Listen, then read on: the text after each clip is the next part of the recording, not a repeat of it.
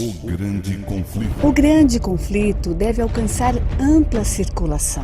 Ele contém a história do passado, do presente e do futuro. Estou mais ansiosa de ver ampla circulação deste que de qualquer outro livro que eu tenha escrito.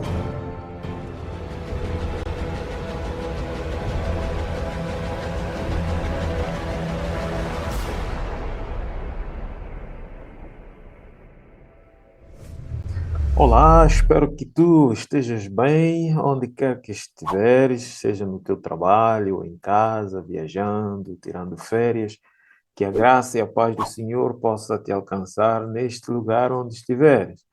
É sempre um prazer e alegria cada dia estarmos aqui para estudarmos juntos a palavra do Senhor através do livro Grande Conflito. Este livro, um best-seller mundial e que está sendo distribuído pelo mundo fora, para que todos possam ter o conhecimento da verdade que nos prepara para a grande crise que está diante de nós e, acima de tudo, para a volta do nosso Senhor e Salvador Jesus Cristo. Que eu sou Nicodemos Neves. Para aqueles que estão ouvindo pela primeira vez, eu aconselho a rever os vídeos que nós já temos publicado, de modo para entrar dentro do contexto histórico do que nós estamos falando através do livro Grande Conflito. Amigos, vamos orar para que possamos estudar a palavra de Deus. Deus amado, eterno Pai, santificado seja teu nome. Agradecemos o Senhor pela vida, pelo cuidado, mais um dia diante de nós com os seus desafios, mas queremos confiar na tua promessa e através da tua palavra nos fortalecermos e encorajarmos para a grande luta do dia a dia e futuro que nos aguarda. Fique conosco e nos abençoe. Abençoe meu amigo, a minha amiga, e abençoe todos que em qualquer parte e momento estiverem ouvindo este vídeo, esta mensagem.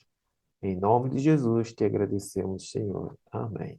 Nós estamos estudando sobre o tema do capítulo 6 do livro Grande Conflito.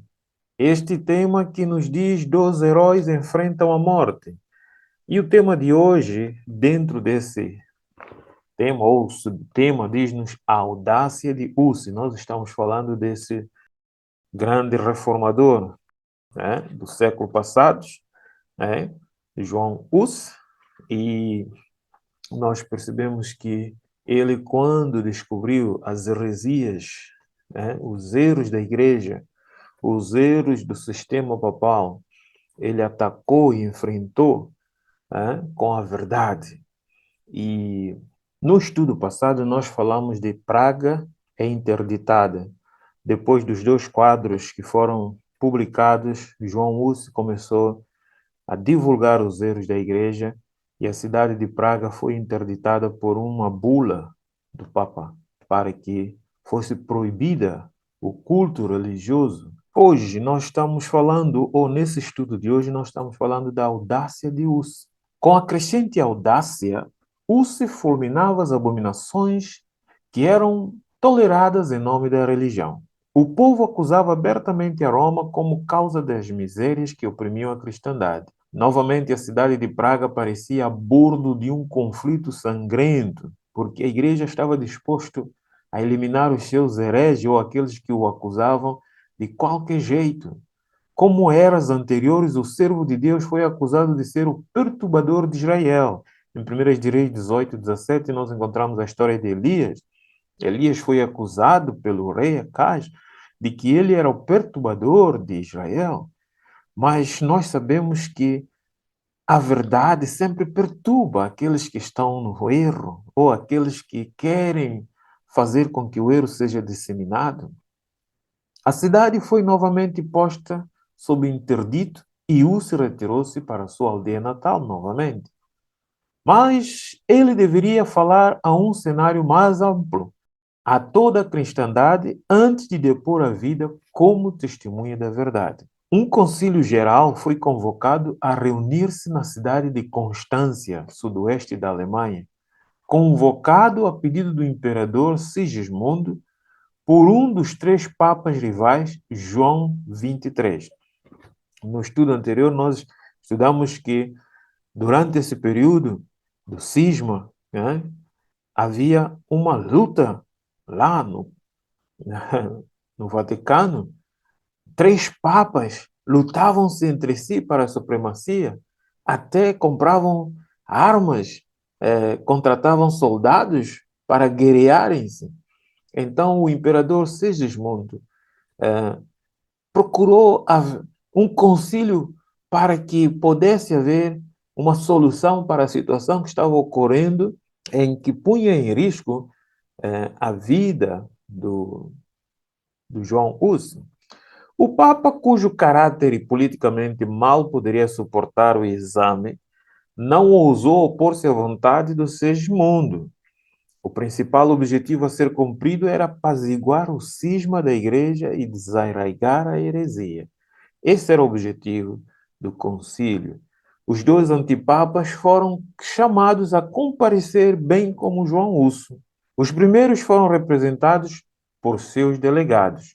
Este é o Papa, os dois que estavam a fazer oposição ao Papa João XXIII, né? Enquanto que o outro veio com sua pompa, né? O Papa João compareceu com muitos pressentimentos, temendo ser chamado a prestar contas pelos vícios que haviam infelicitado a tiara, bem como pelos crimes que o haviam garantido. Meus amigos, muitas vezes nós pensamos que esses homens subiam ao poder porque foram elegidos. Não. Muito, quando se estuda sobre a história eclesiástica, vemos que foi uma batalha sangrenta para que cada um pudesse ter lugar ali. E o que mais deixa-nos fascinante é quando esses homens dizem ser vigário de Cristo. Bem, continuando, não obstante, fez sua entrada na cidade de Constância com grande pompa, acompanhado de eclesiástico e um séquito de cortesões. Vinha sob um pálio de ouro carregado por 4 dos principais magistrados. Imagine Jesus, quando andou aqui nesta terra. Nunca foi carregado pelos seus discípulos. E esses homens que dizem ser seguidores de Cristo, dizem ser a moral do mundo, dizem ser o vigário de Cristo, o representante de Cristo. A hóstia era levada diante dele e as ricas vestes dos cardeais e nobres ofereciam um espetáculo imponente. Enquanto isto, outro viajante se aproximava de Constância.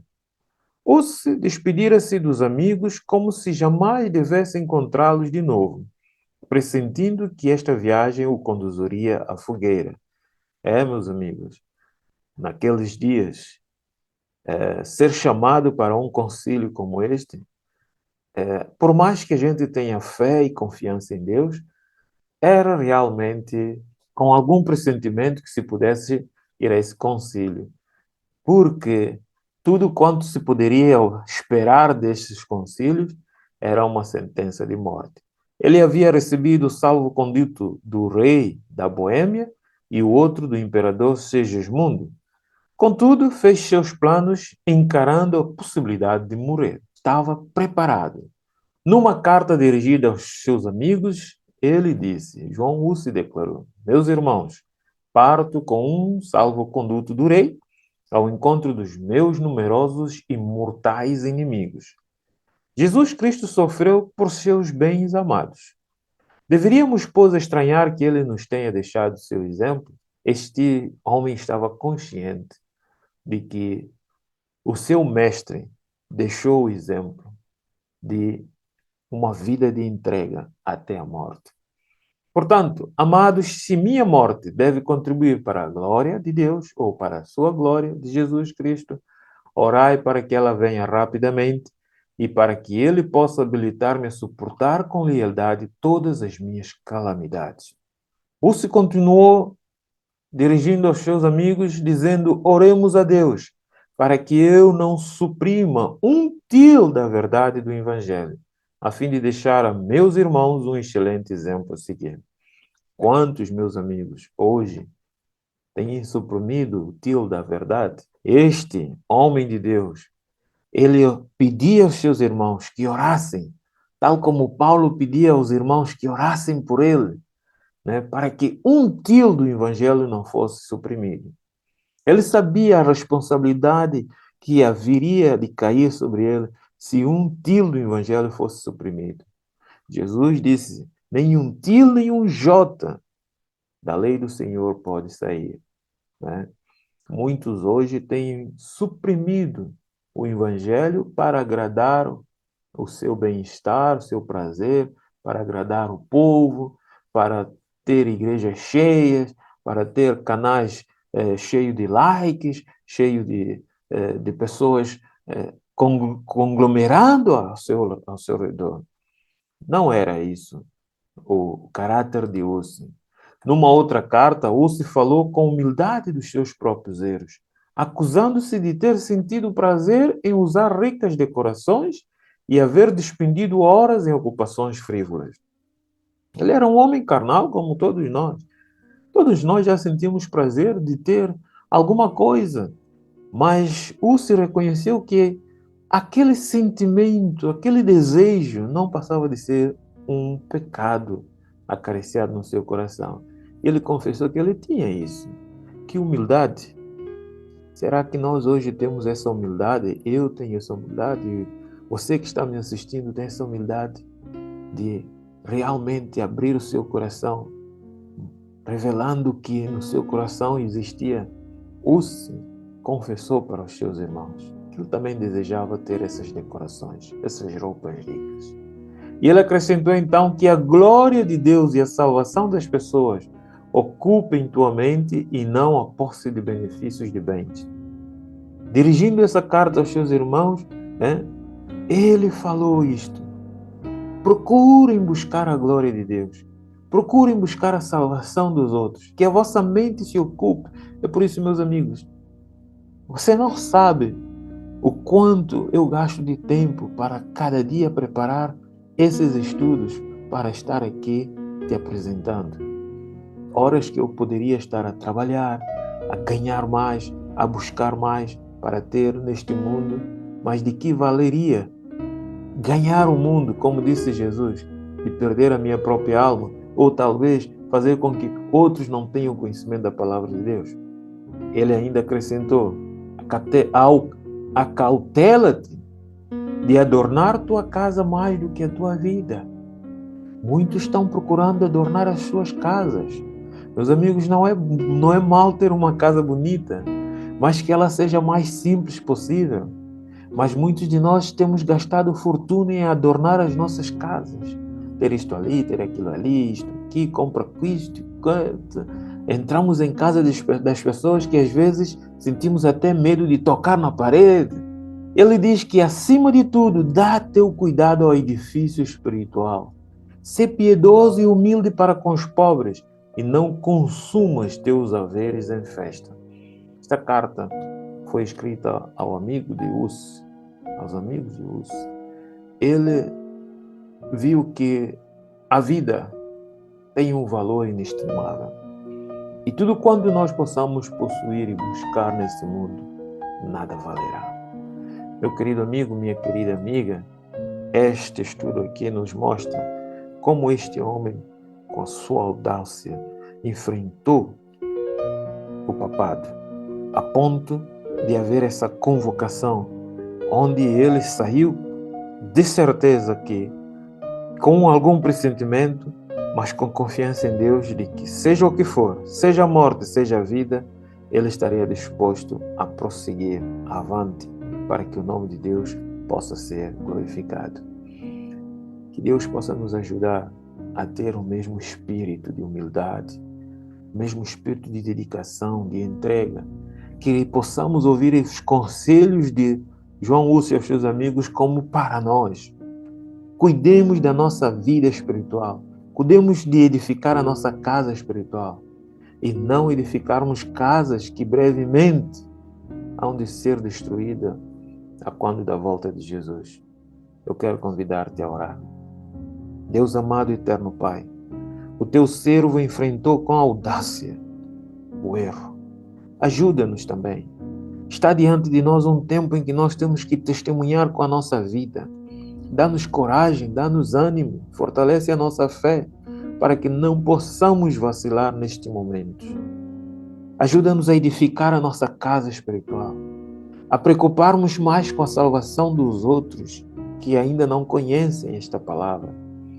Dá-nos a tua força e fé para que não possamos tropeçar, mas avançarmos passo a passo, mesmo que for pela morte, irmos avante, confiante de que a nossa vida está escondida nas tuas mãos.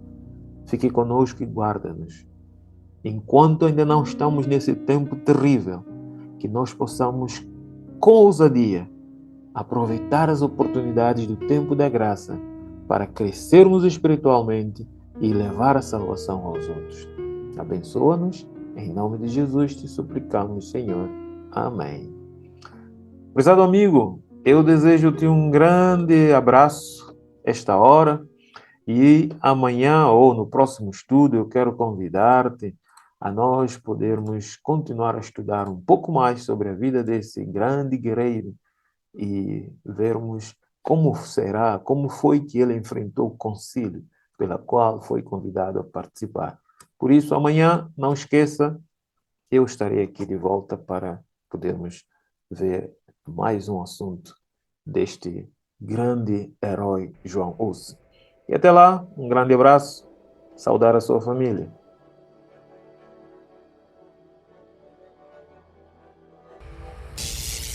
O grande conflito. O grande conflito deve alcançar ampla circulação. Ele contém a história do passado, do presente e do futuro.